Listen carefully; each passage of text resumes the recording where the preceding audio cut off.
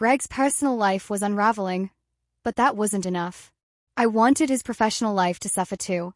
Remembering the overheard conversation at the conference, I began to dig into his phone. Public filings, industry news, financial gossip boards. I consumed it all. It didn't take long to confirm my suspicion. Greg was involved in a risky deal that skirted ethical boundaries. I drafted another anonymous email, this time not to Melissa, but to the compliance department at his company. I disguised it as a concerned insider. There are irregularities in Gregory Williams' recent client proposals. He's been making promises that put the firm at legal risk. Check his Miami trip. I knew it wasn't enough to ruin him outright, but it would plant doubt. Doubt is poison in the financial world. Revenge works best when the target doesn't know who's pulling the strings.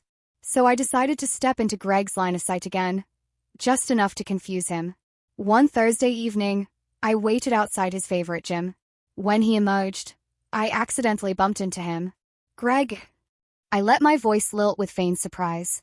He blinked, then forced a smile. "Well, look who it is. How have you been?"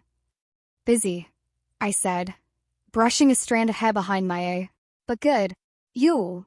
He gave his practiced shrug. "Same old. Work, life. You know." I looked at him the way I had the first time we met, with a mixture of curiosity and warmth. Inside, my stomach curled with disgust, but I didn't let it show. "Maybe we should catch up sometime," I suggested casually. "As friends." His eyes lit up.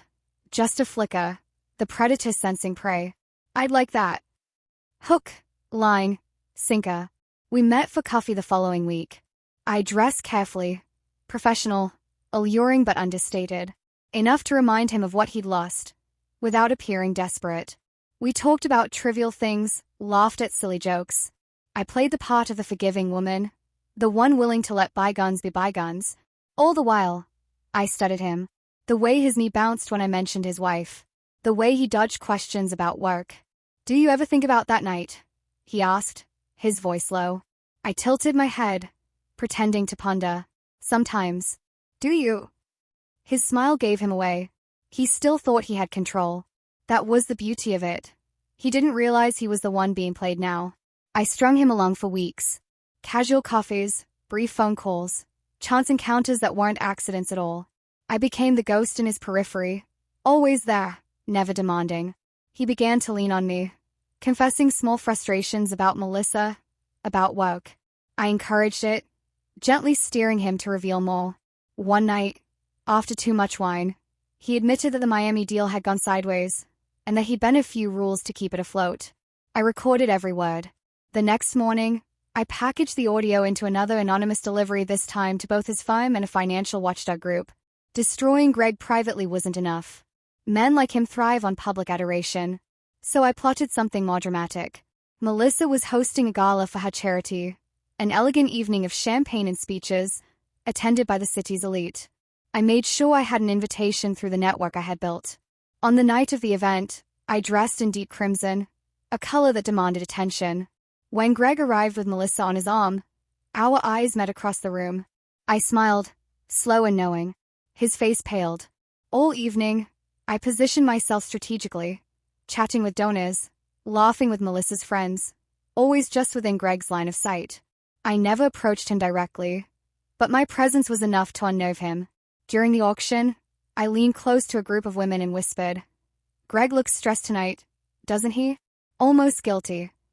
The ripple of laughter that followed carried further than I intended, reaching ears that shouldn't have heard. But that was the point. By the end of the evening, Greg looked like a man unraveling. Within a month, the cracks turned into chasms. Melissa stopped wearing her wedding ring in public. Greg's firm quietly launched an internal review into his accounts. Colleagues whispered behind his back. And I kept my distance, watching the empire crumble. He tried to call me one night, his voice frantic. "Someone's out to get me," he said. "My wife, my job, it's all falling apart. I don't know who's behind it." I let a pause stretch before answering softly. "Maybe it's just karma, Greg." He laughed nervously, not realizing how close he was to the truth. But I wasn't done. Not yet. Greg had tasted the beginning of his downfall. Now, I was going to make sure he hit the ground so hard he'd never recover. Greg's unraveling didn't happen with a single explosion. It came in waves, each one dragging him further beneath the surface. I watched, patient and deliberate, as every lie, every calculated smoke, every callous betrayal began to corrode the life he had built. Melissa stopped pretending first. The once perfect Instagram posts of yacht parties and gala dinners disappeared. In their place came cryptic quotes about betrayal, about the fragility of trust. At the charity luncheons, she carried herself differently, less polished, more guarded. And when Greg appeared by her side, the air between them was icy enough to frost glass. One afternoon, I overheard Melissa confide in a mutual acquaintance, her voice trembling with suppressed rage. "He swears it's nothing," she said. "But I know there's more. The lies just don't add up." The acquaintance patted her hand. "Men like Greg always have secrets, darling. It's only a matter of time before they come out." Melissa nodded, and I caught the flash of steel in her eyes. She was ready to believe the worst, and I was ready to make sure she did. Meanwhile, Greg's professional world began to rot.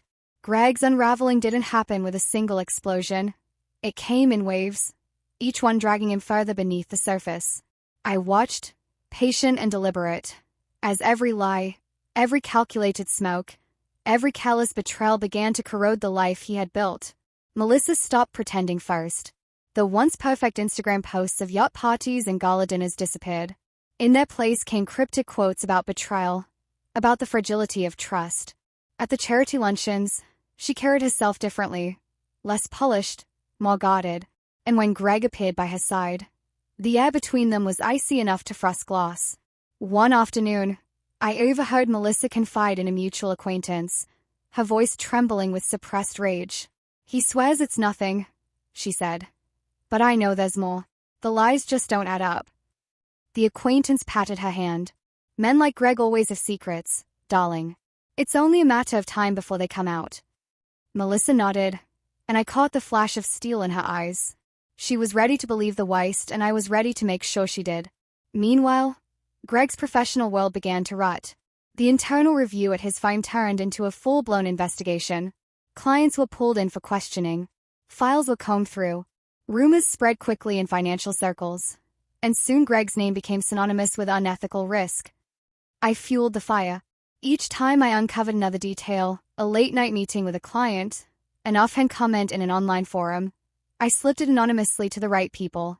Little breadcrumbs that painted Greg as reckless, manipulative, and dishonest.